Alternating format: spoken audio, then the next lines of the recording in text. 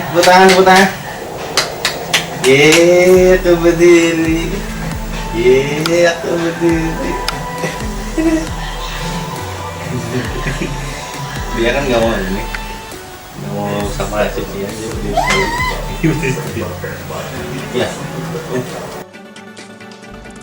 Berjalan menjadi salah satu tahap perkembangan bayi yang paling dinanti oleh semua orang tua. Sebab kemampuan berjalan menandakan si kecil bukan lagi bayi, tapi sudah menjadi seorang balita. Tapi jangan khawatir kalau pada awal pertumbuhannya, bayi belum begitu lancar melangkahkan kakinya, Bun. Ayo kita simak bagaimana cara melatih anak agar cepat berjalan. Umumnya, anak mulai belajar berjalan dengan diawali berdiri lepas tanpa berpegangan pada sekitar usia 10 bulan. Kemudian, kemampuan berjalan yang baik mulai ditunjukkan bayi dari usia 11-15 bulan. Kapan saja di rentang usia ini, anak bisa melakukan langkah pertamanya secara mandiri alias tanpa bantuan ayah bunda. Memasuki usia 12 hingga 18 bulan, anak sewajarnya sudah bisa berjalan sendiri. Namun penting juga dipahami bahwa setiap anak mulai belajar berjalan pada waktu yang berbeda-beda.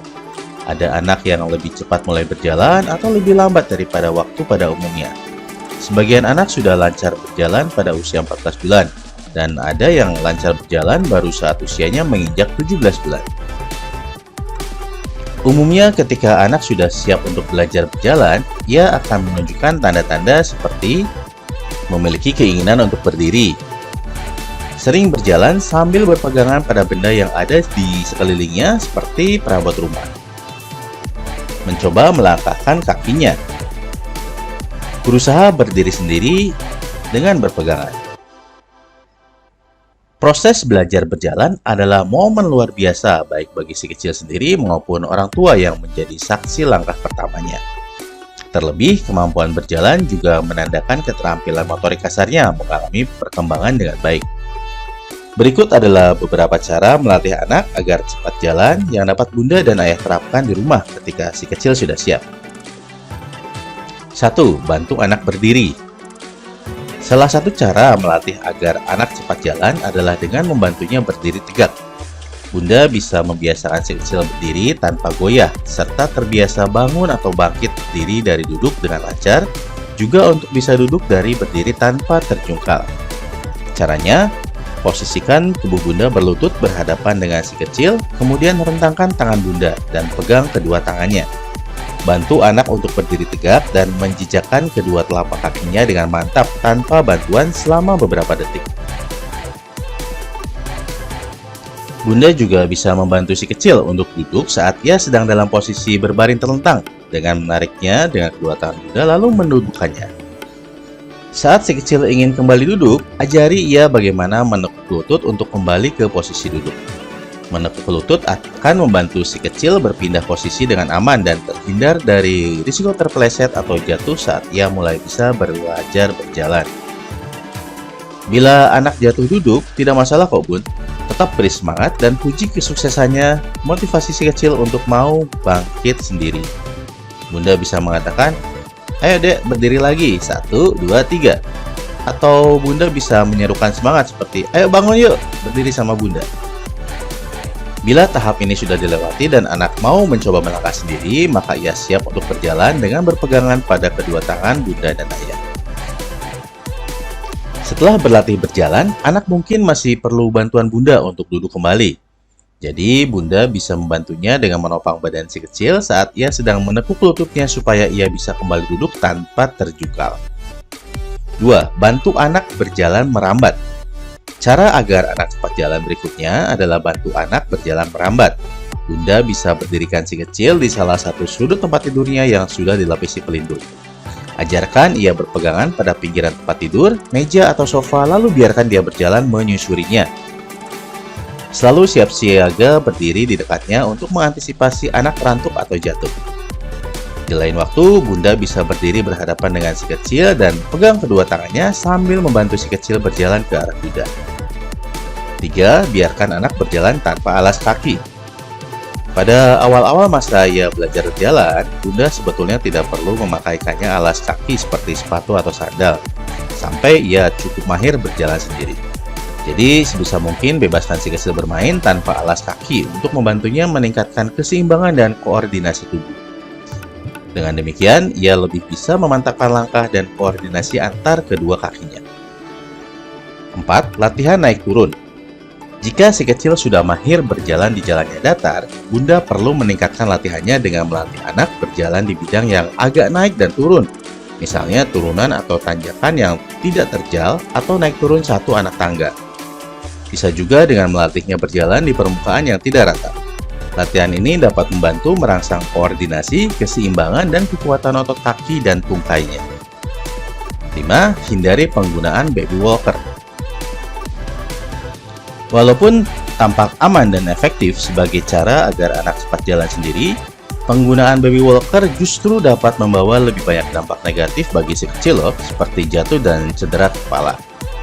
American Academy of Pediatrics juga menjelaskan bahwa penggunaan baby walker berisiko memperlambat perkembangan motorik dan menghambat perkembangan tulang belakang, sehingga dapat mempengaruhi keseimbangan dan postur bayi saat berdiri. Bila menggunakan baby walker, bayi justru akan lebih sering berdiri atau berjinjit dengan ujung jari kaki, yang mungkin mengakibatkan otot tegang dan mengajarkan bayi untuk berjalan pada ujung jari kaki. Ikatan Dokter Anak Indonesia menambahkan, penggunaan baby walker justru dapat mengurangi keinginan anak untuk berjalan, Bun, karena ia merasa ada alternatif yang bisa membuatnya lebih mudah tanpa perlu menggunakan tenaga. Selain itu, penggunaan baby walker lama-lama juga dapat mengganggu kerja otot tungkai atas, atau paha, dan pinggul si kecil. Padahal, tungkai atas dan pinggul sangat penting untuk ia bisa belajar berjalan dengan seimbang. 6. Pancing dengan mainan dalam jangkauannya. Semakin sering anak berdiri, kesempatannya untuk lebih cepat berjalan akan semakin besar. Nah, cara melatih anak agar cepat jalan bisa dengan meletakkan benda atau mainan favoritnya dalam beberapa langkah di depannya atau di posisi yang lebih tinggi.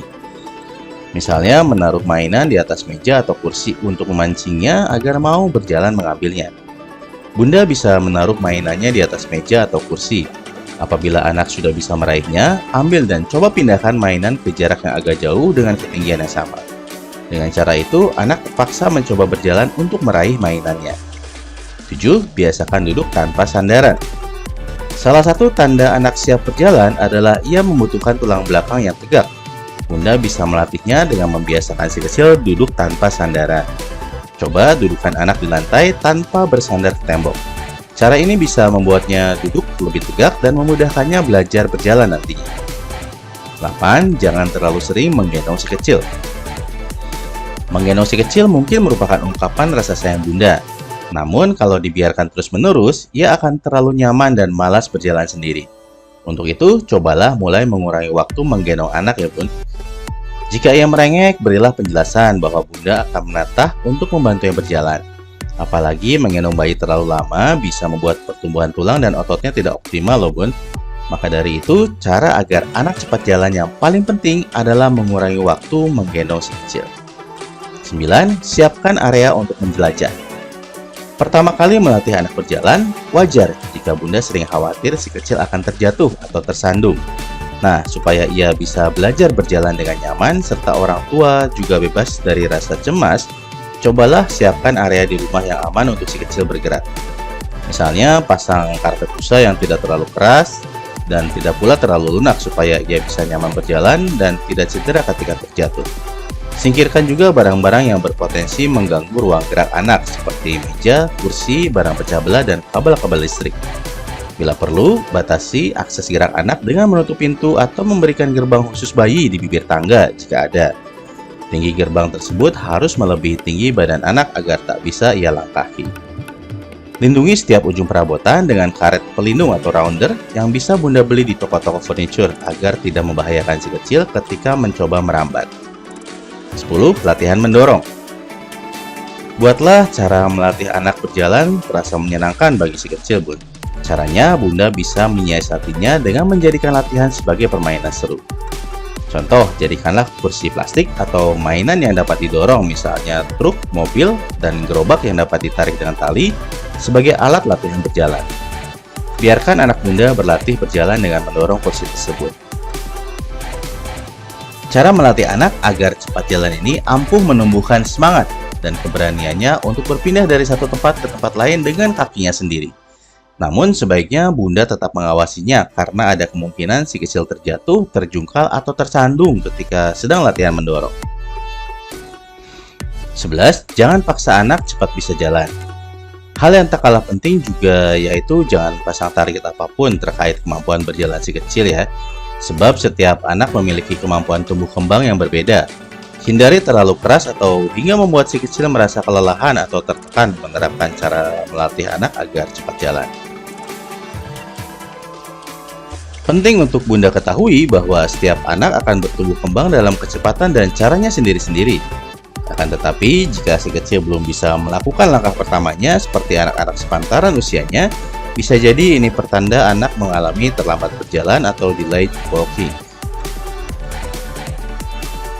Umumnya, seorang anak bisa dikatakan mengalami delayed walking apabila umurnya sudah lebih dari 18 bulan tapi belum bisa melangkahkan kakinya sendiri untuk berjalan. Di luar itu, menurut Ikatan Dokter Anak Indonesia, bayi mungkin dicurigai mengalami keterlambatan berjalan apabila menunjukkan ciri-ciri sebagai berikut. Ketika tonus otot atau pola gerak tidak simetris pada kedua sisi tubuh. Tubuh kaku dengan bahu dan kepala dilempar ke belakang pada saat akan diposisikan duduk. Batang tubuh dan kedua tungkai lemas. Kedua kaki diangkat saat anak akan diberdirikan atau anak tidak mau menapakkan kaki di lantai. Duduk menumpu pada tulang ekor. Duduk dengan tungkai posisi W. Anak berdiri pada saat ditarik ke arah duduk dari posisi berbaring. Pada saat anak diminta posisi berdiri, lututnya cenderung menekuk atau melengkung ke belakang. Oleh sebab itu, jika Bunda dan Ayah khawatir dengan perkembangan bayi yang belum bisa berjalan, tak ada salahnya untuk berkonsultasi dengan dokter guna mengetahui penyebabnya. Melihat bayi tumbuh dan berkembang dengan baik tentu menjadi kebanggaan tersendiri bagi Bunda. Nah, Bunda juga bisa mengetahui lebih banyak tentang perkembangan bayi dari bulan ke bulan melalui fitur catatan perkembangan anak loh.